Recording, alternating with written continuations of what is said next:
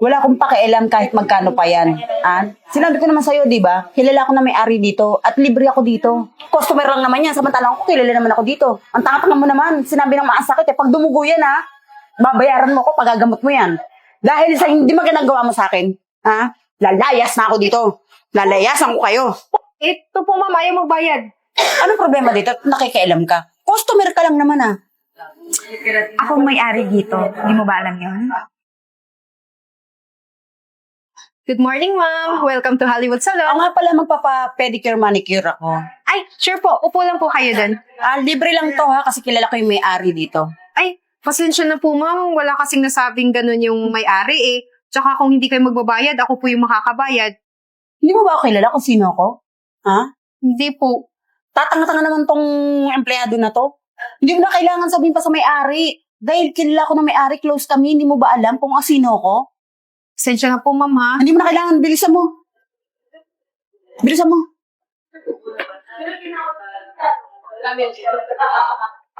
Bilisan mo, nagmamadali ako. Ma'am, ano po bang papagawa niyo? Gusto ko acrylic. Gusto ko yung mahal na serbisyo. Yun po, tag 200 po. Yun yung pinakamahal namin sa gawa ng kamay. Wala akong pakialam kahit magkano pa yan. Sinabi ko naman sa'yo, di ba? Kilala ko na may-ari dito at libre ako dito. Ba't nagre-reklamo ka? Empleyado ka lang naman dito. Pero ma'am, kailangan ko munang i-inform yung may-ari para po malaman niya kung sino po yung gustong magkaroon ng discount. Tatanga-tanga ka ba? Di ba sinabi ko sa'yo, hindi mo na kailangan kausapin yung may-ari dahil kilala ko may-ari dito. Kilala niya ako. Paano yun ma'am kung hindi kayo nga magbayad? Ako yung Wala akong pakialam, hindi ko na problema yun. Problema mo yun. Customer ako dito, dapat ako nasusunod. Gusto mo isumbong kita sa may-ari? Hindi mo alam kung sino ako? Bilisan mo, magmamadali ako, may oras ako, may pupuntahan pa ako. Bilisan mo. Gawin mo, dapat mong gawin. Hi po, Ma'am Janet. Parang madami po kayong customers ngayon Opo, medyo busy po ngayon kasi peak season. Oo nga eh. Gusto ko sanang magpaayos ng kuko tsaka magpalinis na rin ng paa ko. Sige po, walang problema. Ma-accommodate kaya ako? Ako na po ang gagawa. Salamat. Ang swerte ko naman po kayo ang customer ko.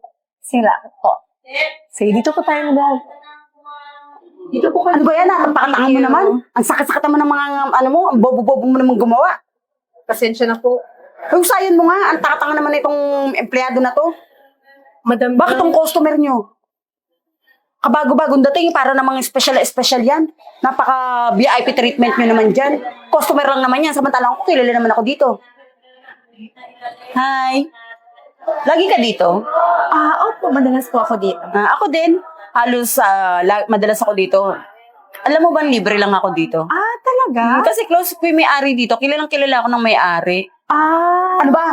Ang tanga-tanga mo naman. Sinabi ng maasakit pag dumugo yan babayaran mo ko, pagagamot mo yan. Huwag kang tatanga-tanga yung trabaho mo. Napakatanga naman ito, empleyado na to. Madam, hinahina naman po sa pagsasalita sa empleyado kasi ginagawa naman po nila ng maigi yung trabaho nila eh. Tsaka matagal na po yan si Eden dito. Alam mo po, magaling yan kasi lagi po ako dito eh. Pwede ba huwag ka nakikialam Kilala ko na may-ari dito, best friend ko yun. Customer ka lang dito, nakikisali ka, nakikialam ka. Oy, Eden, gandahin mo na lang yung para kay Madam ha. Para naman pabalik-balik na dito si Madam. Sige po, ma'am. Bilisan mo, ayusin mo yung trabaho mo.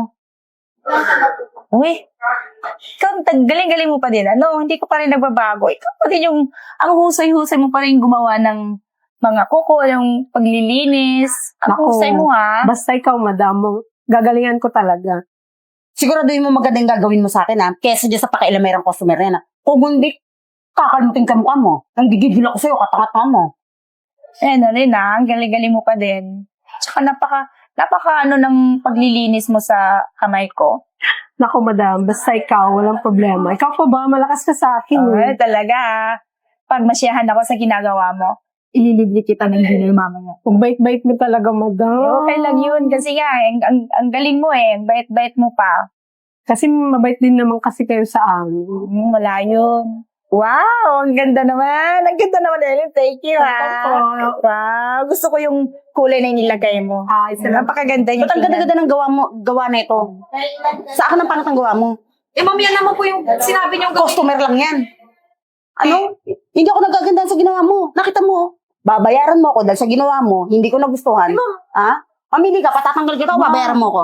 Ma'am, ang ganda nga po ang kulay na pinili nyo. Ang ganda. Ano oh, maganda? Bagay na Kumpara bagay mo naman sa gawa sa'yo o sa gawa sa akin. Hindi ako satisfied. Alam mo ba? At huwag ka nakikialam. Customer ka lang dito. Pwede ba?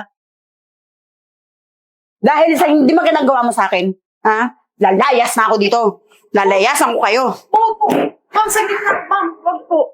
Ma'am, saglit lang po. Huwag ko yung aalis yung bayad niyo po. Anong bayad mo pinagsasabi mo? Di ka ba nakakaintindi? Kanina ko pa sinasabi sa'yo, kilala ko na may-ari dito. At close kami ng may-ari. Best friend ko yun. Ma'am, hindi po kayo kilala ng may-ari. Tsaka, Alam mo, hindi kilala. kung best friend po kayo, kanina pa kayo binati.